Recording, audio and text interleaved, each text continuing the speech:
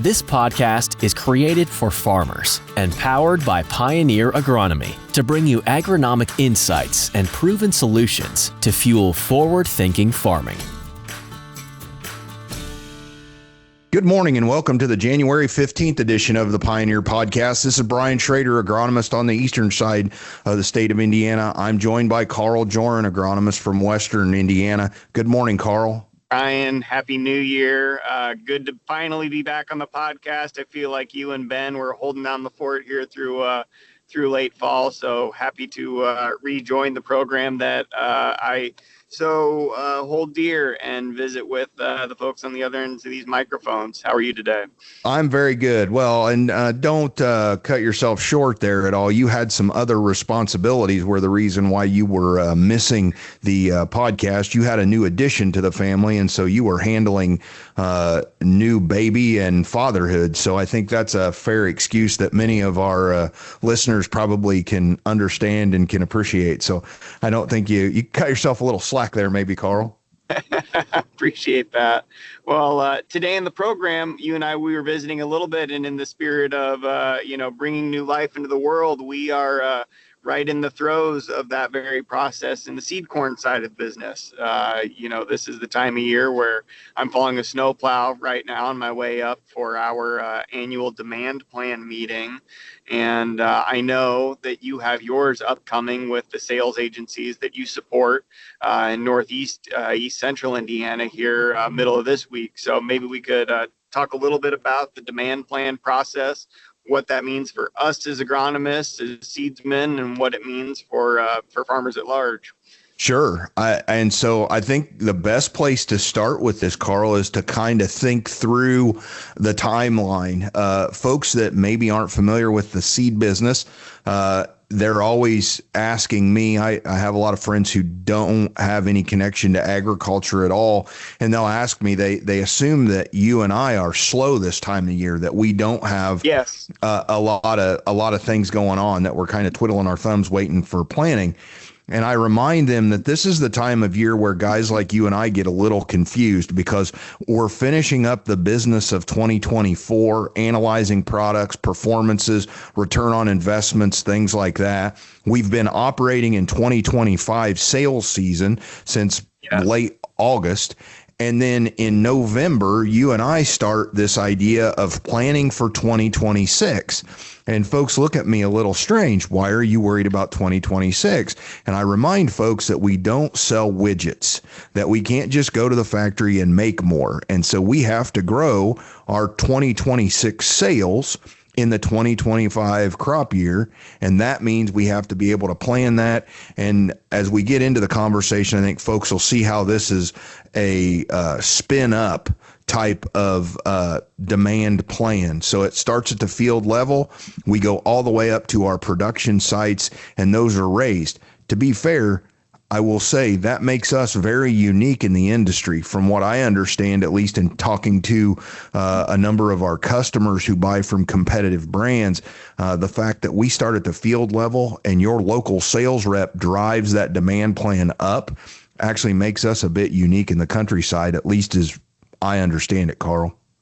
I think that's a great place to kind of kick off the conversation, Brian. And you have tenure with Pioneer as an agronomist that is further than mine. At one point, we were kind of similar in that regard, if memory serves. We have been in this state of having the field drive the decisions today, but perhaps it was 10 years ago or maybe further back where it was driven perhaps a little bit further on high. Does that sound correct, or do I have or am I misunderstood? Well, no, I think for those years that you're quoting, it was a bit driven. My career with Pioneer headed into 24 years, I guess, soon. Wow. Sure. Realistically, I would say that it's always been driven at the field level with a handful of exceptions. And typically when we've had to take that out a little bit, has been when we see significant technology changes. And so the handful of times that I remember seeing that in my tenure with the company were when we went from conventional hybrids to rootworm, the original rootworm. Yep. We kind of, as an organization, when I say we, Pioneer, we kind of dictated what that volume needed to look like.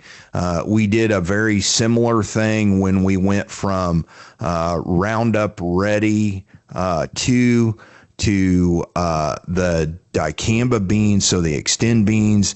And then we did a little bit of the same thing, I would say, when we went from the dicamba beans to our current Enlist lineup. But those have been what I would argue exceptions to the rule. During my tenure, I would say the majority of the time we have actually allowed the reps to start the demand plan process and drive that up.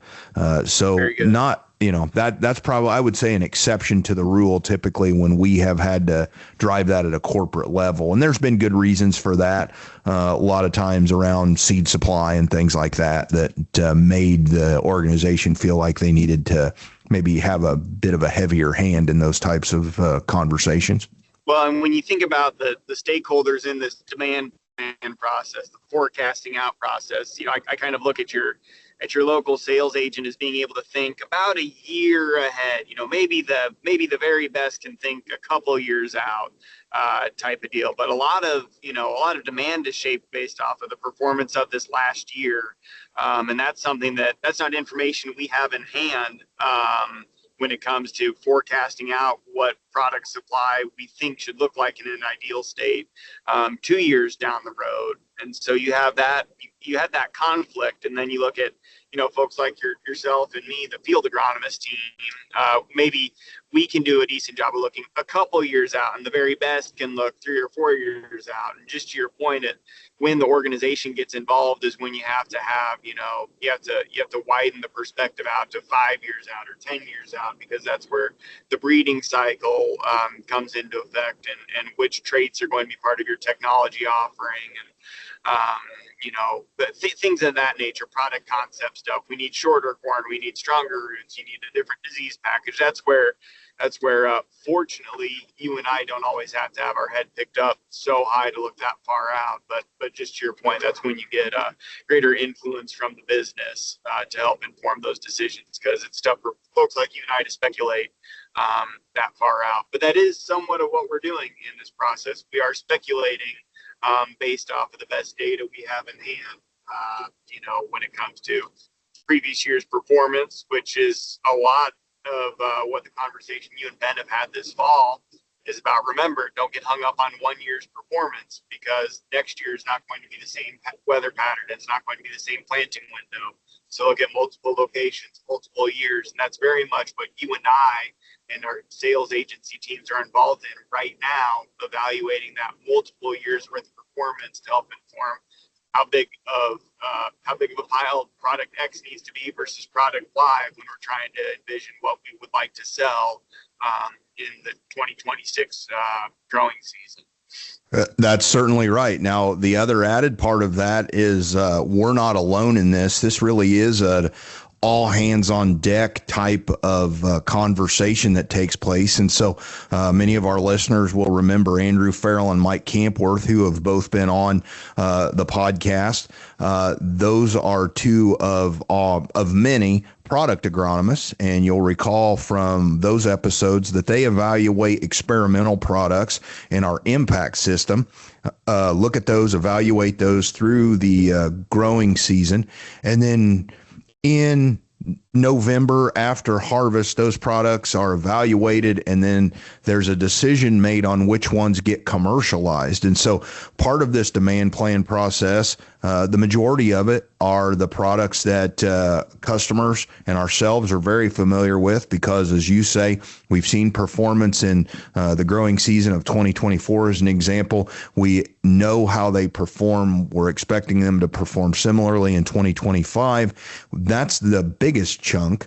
of what we demand plan, but we have another group of products that are brand new, newly advanced products that are also part of this plan as well.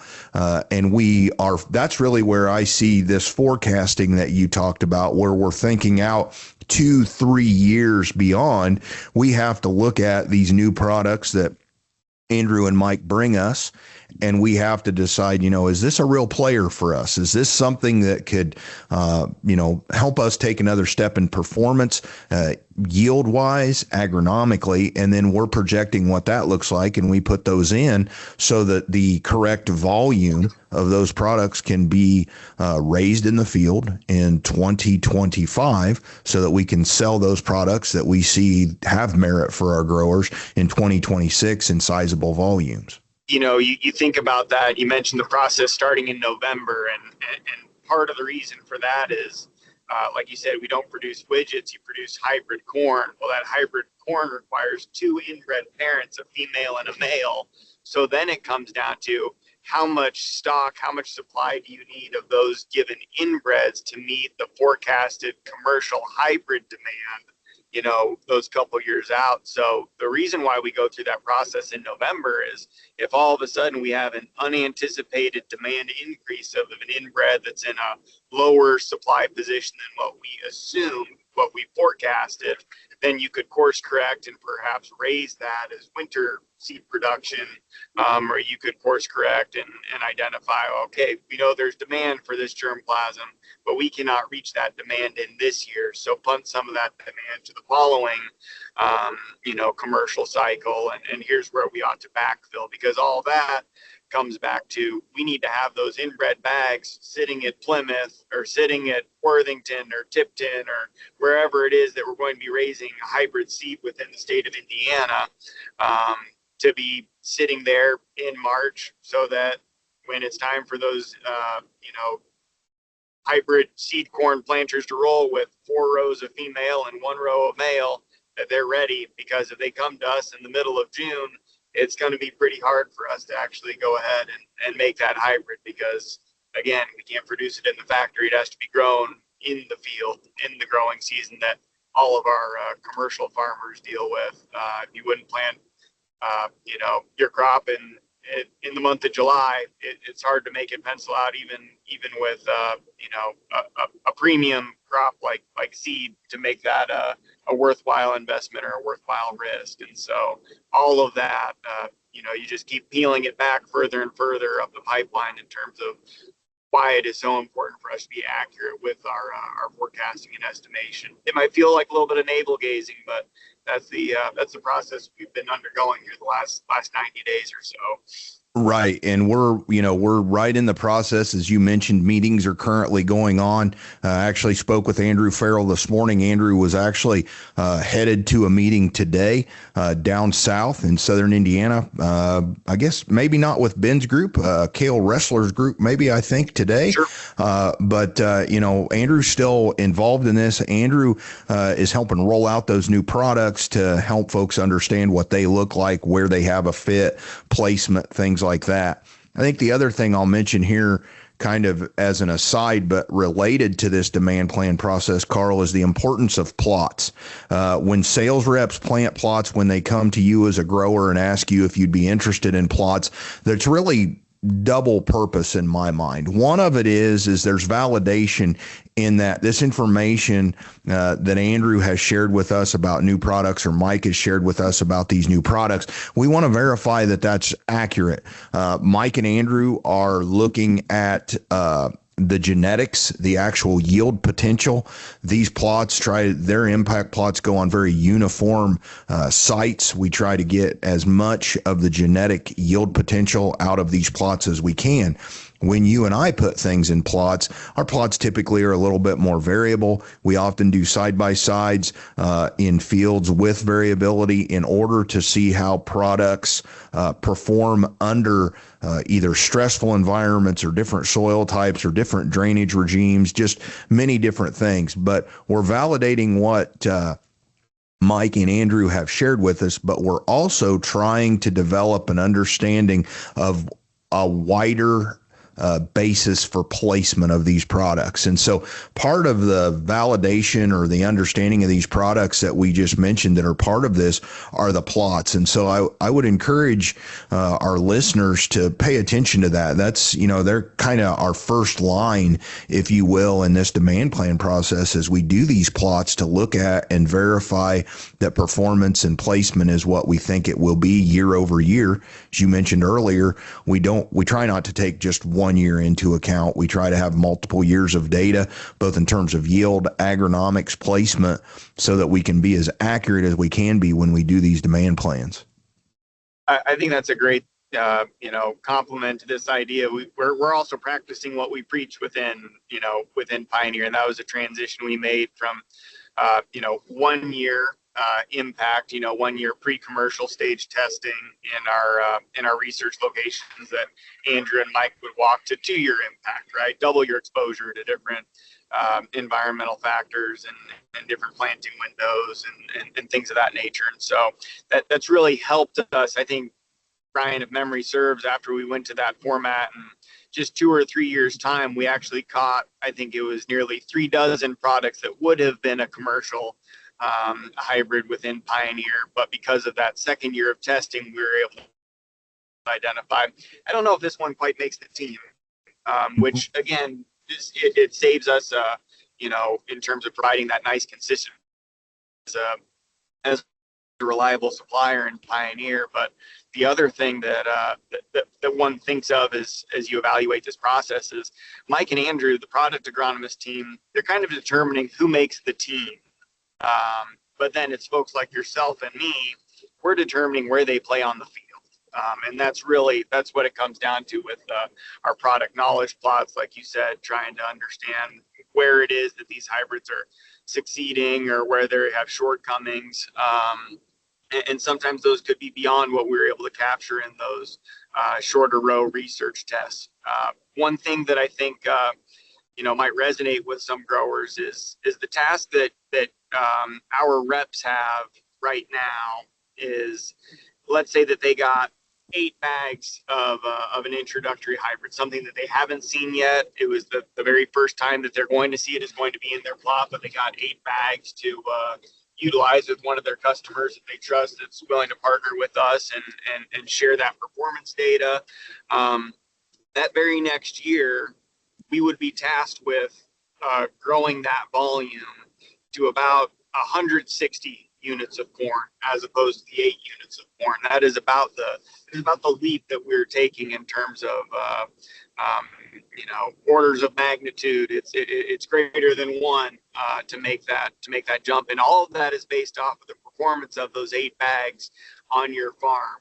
And so if you feel comfortable making that type of leap based on that limited exposure of a product, that's great, but that is also what our agencies are undergoing right now, a limited look of a hybrid for 1 year based in their locale on field scale. They're trying to identify, okay, about how much do I want to put into these given piles?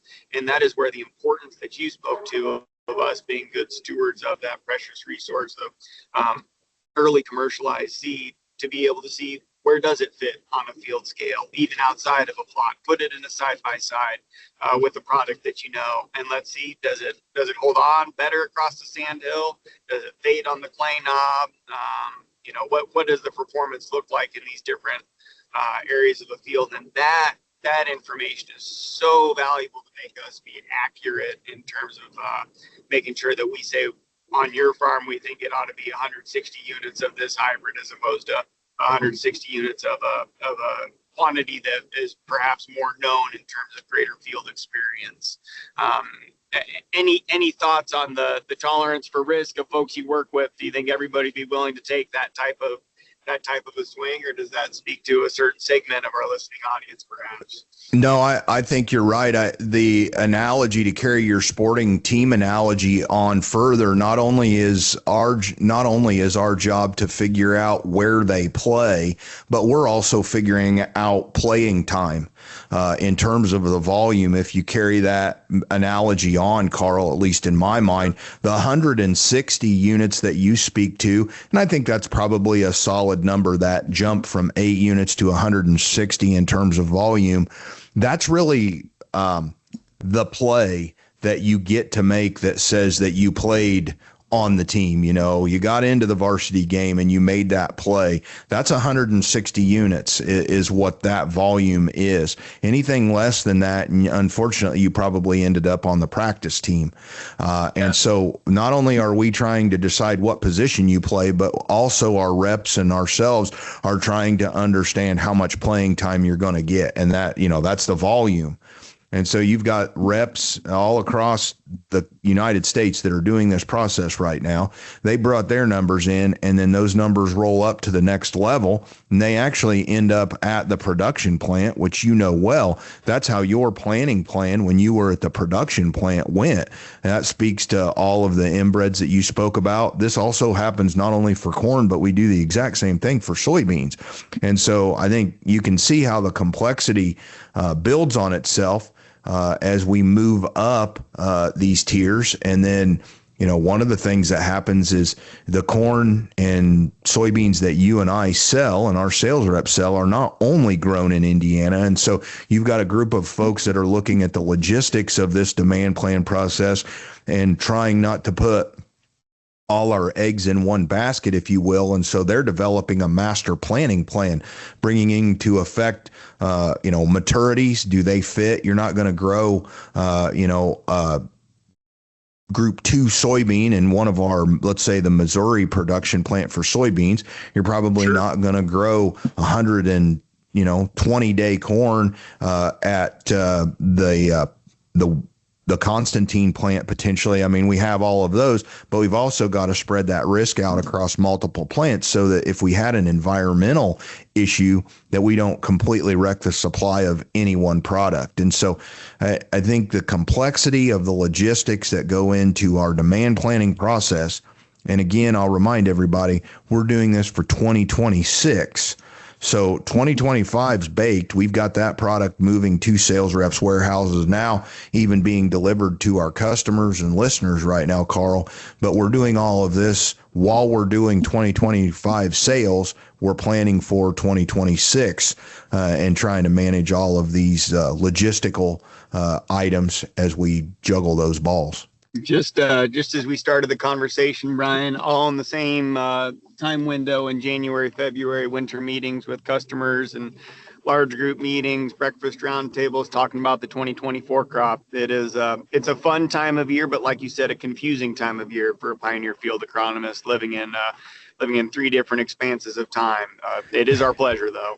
Very much so, and I would be lying if I told you that this wasn't part of one of the funnest times of year for me. I actually do enjoy kind of the balancing act of moving through 24, 25, 26 all at the same time.